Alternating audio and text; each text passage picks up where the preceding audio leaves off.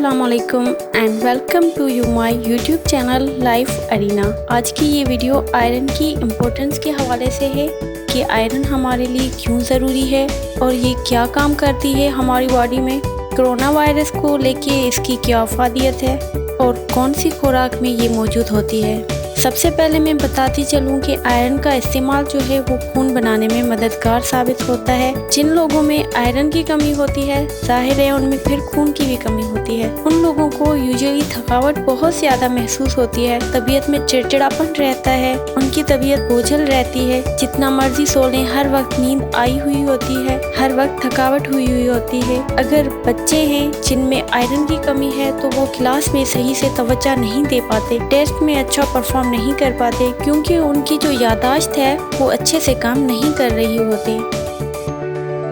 अब आयरन का corona virus के साथ क्या ताल्लुक है, तो बेसिकली आयरन जो है वो क़ुव्वत मुदाफ़ियत को मजबूत करने में अहम किरदार अदा करती है। जैसे मैंने बताया कि ये खून बनाने में भी मददगार होती है और जाहिर है फिर क़ुव्वत मुदाफ़ियत को भी मजबूत करने में बहुत ही हेल्पफुल होती है। सो बेसिकली अगर हमें कोरोना वायरस पे हावी होना है तो जाहिर है हमारी क़ुव्वत मुदाफ़ियत बेहतर होनी चाहिए, और अगर क़ुव्वत मुदाफ़ियत अच्छी नहीं होगी तो हम कोरोना वायरस से नहीं लड़ सकते। अब हम बात करते हैं कि आयरन कौन सी खुराक के अंदर मौजूद है। सबसे पहले तो आ जाता है ऑर्गन मीट। ऑर्गन मीट से मुराद कलेजी, गुर्दे वगैरह, इसके अंदर आयरन की अच्छी मिकदार मौजूद होती है। और गोश्त में अगर हम देखें बीफ में आयरन सबसे ज़्यादा है, उसके बाद आता है मटन यानी बकरे का गोश्त, और उसके बाद आता है chicken and fish. Chicken and fish में आयरन इतना नहीं है जितना बीफ एंड मटन के अंदर है।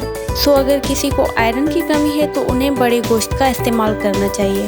उसके अलावा वो जितनी दालें हैं, दालों में स्पेसिफिकली दाल लोबिया आ जाता है और काले चने, उनके अंदर आयरन की अच्छी मिकदार मौजूद है। लाल लोबिया की चाट बनाई जा सकती है, काले चनों की चाट बनाई जा सकती है, सालन के तौर पर भी इनका इस्तेमाल किया जा सकता है। सो अगर आयरन की डेफिशिएंसी है तो काले चने, लाल लोबिया, गोश्त, जैसे मैंने बताया ऑर्गन मीट का इस्तेमाल जो है वो किया जाना चाहिए। उसके अलावा वो कुछ सब्जियां ऐसी हैं जिनके अंदर आयरन की अच्छी मिकदार मौजूद है, जैसे कि पालक जो है उसके अंदर आयरन की अच्छी मिकदार है। खजूर और इंजीर, इसके अंदर भी आयरन की अच्छी मिकदार है। तो जिन लोगों को आयरन की कमी है वो खजूर और इंजीर का जो है इस्तेमाल कर सकते हैं। तुखमलंगा के अंदर आयरन की अच्छी मिकदार मौजूद है, तो तुखमलंगा अगर आप नींबू पानी में डाल के लेते हैं तो वो बहुत अच्छा आयरन का सोर्स हो सकता है।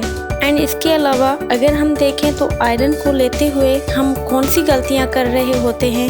आयरन का कोई सोर्स लेते हुए साथ ही, जैसे अगर आपने आलू का कीमा बना के खाया है, कीमे के अंदर अच्छा खासा आयरन था, लेकिन उसके फौरन साथ ही आपने चाय पी ली है या आपने कॉफ़ी का इस्तेमाल कर लिया है या ग्रीन टी का इस्तेमाल कर लिया है, तो चाय में मौजूद जो एंटीऑक्सीडेंट्स हैं उनके साथ बाइंड कर जाएगा और बॉडी के लिए अवेलेबल नहीं रहेगा। सो अगर आप आयरन का इस्तेमाल कर रहे हैं तो 1 घंटे पहले या 1 घंटे बाद आप चाय या कॉफ़ी को इस्तेमाल ना करें, क्योंकि फिर आप जितनी मर्जी आयरन के सोर्सेज लें आयरन अब्जॉर्ब नहीं होगा। इस सारे वीडियो को मैं सम अप करती हूँ। आयरन की कमी जो है वो इम्यूनिटी को कमज़ोर कर देती है। आयरन जो है वो गोश्त के अंदर मौजूद है, दालों के अंदर मौजूद है, इसके अलावा खजूर के अंदर, इंजीर के अंदर आयरन की अच्छी मिकदार है, कुछ सीड्स के अंदर भी आयरन मौजूद है। लेकिन आपने कोशिश ये करनी है कि जब आप आयरन का कोई सोर्स ले रहे हैं तो 1 घंटे पहले और 1 घंटे बाद चाय, ग्रीन टी या कॉफ़ी का इस्तेमाल ना किया जाए, क्योंकि वो फिर अवेलेबल नहीं रहेगा। एंड आयरन के साथ कोशिश ये करें कि विटामिन सी का कोई सोर्स जैसे नींबू पानी जो है वो ज़रूर लें, ताकि क़ुव्वत मुदाफ़ियत को मज़ीद बेहतर किया जा सके।